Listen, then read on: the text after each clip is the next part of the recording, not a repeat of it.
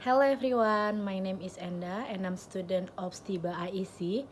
Right now I'm going to read some dialogues and texts for my final term basic pronunciation. So enjoy! How do you copy bits of text of a document? Right, well first you have to select the bit of text you want. Just click and drag with the mouse. So it's just click and drag. Yeah, and the bit of text comes out in a different color, yeah? A different color. Now click edit and choose copy. Edit, copy, okay. Okay, and finally open your document and click paste. Open document, paste. I see. Could I have a glass of water too, please? Could I have a glass of water too, please? You have to check in at 5. You have to check in at 5. Let's meet up tonight. Okay, when and where? How about the Blues Cafe? The Muse Cafe? Don't like that place? No, the Blues Cafe in Lawton Street. Where is Lawton Street? Not Lawton Street, Lawton Street, you know? Ah, yes, okay. What time? How about 9:15? 5:15? That's too early. No, 9:15. What's wrong with your ears today? A few years ago, I read in a newspaper that the staff at the library in a small town in the west of England had noticed that the number of visitors to the library was going down and down. And the number of books they were borrowing was going down even faster. They couldn't understand this, so they decided to do some research to find out the reason. They interviewed people and asked them to fill in questionnaires and so on. And guess what they discovered? The reason was simply that everybody had read all the books already. Choose the correct answer and tick it. Which page is it on? How do you spell it? How do you pronounce it? What does it mean? I can't understand this. Look it up in your dictionary. It isn't easy to speak English. Listen, which language is that? Don't worry if you make a mistake. Good morning and welcome to today's talk on famous composers. Today we are going to talk at the remarkable career of Wolfgang Amadeus Mozart. Mozart was born in Salzburg on January 27, 1756, the last of 7 children. However, when Mozart was born, 5 of his siblings had already died in infancy or early childhood. His only surviving sibling was his sister Nannard, who was 5 years old. Mozart's father, Leopold, was a composer, and his grandfather had also been a musician.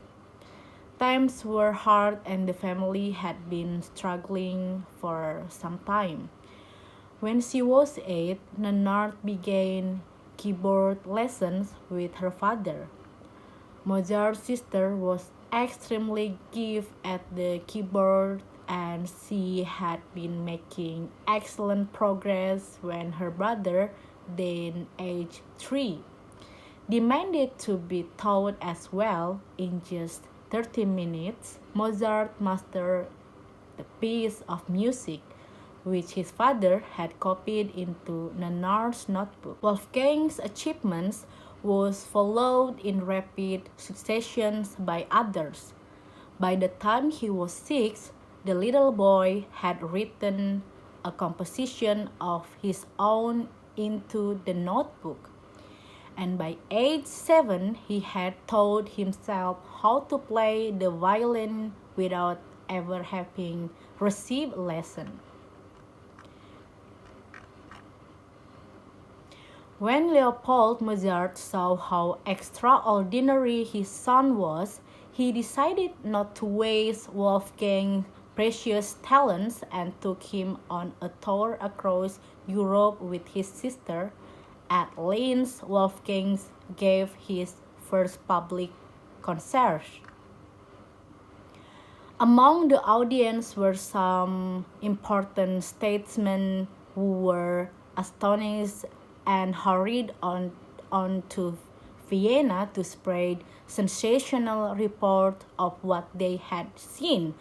By the time he was 17, Mozart's reputation had already begun to spread through Europe, and his family were richer than they had ever been before. Good evening, everyone. As many of you know, I often travel for my job as a rug buyer, and this evening I've been asked to give a talk about traveling in Europe and Asia.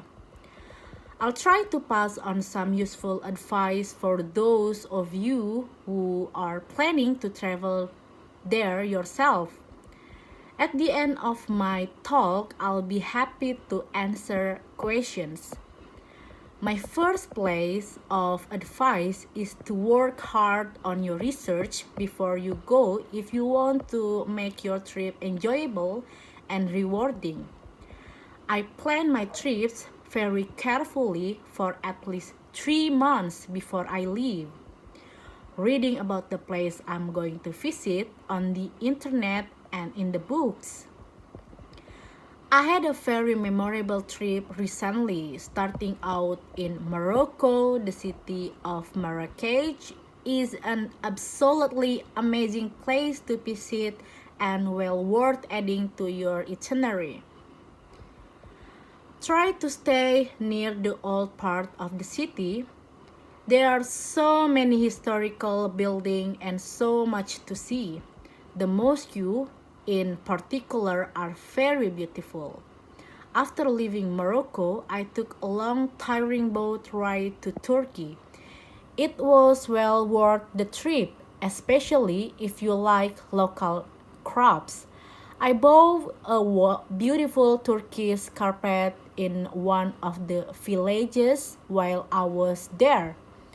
The man that sold it to me spoke very good English, and he told me all about the different style of carpet. I was fascinated to see the extraordinary range of patterns. I left the small mountain villages of Turkey to travel to the huge, crowded city of India. India is a fascinating country, and I have always enjoyed my visit there. Everywhere you go, the people are very welcoming and friendly towards the visitors. They always seem pleased to see you. It's easy to see why India is such a popular destination for travelers. One of the highlights for me on this visit was the Gujarati Textile Museum. It was the first time I had been there. If you are interested in textiles, this museum is really impressive, with lots of information and some absolutely stunning examples of Indian silk, embroidery, and other fabric.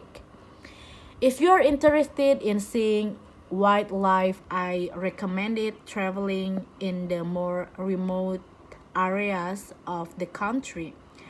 I was amazed at the variety of wonderful animals which I saw on my trip, and the most incredible colorful birds with vivid blue and green feathers.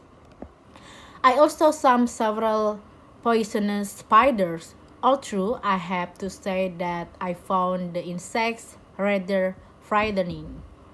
Alright, thank you guys for watching, and I'll see you again next time.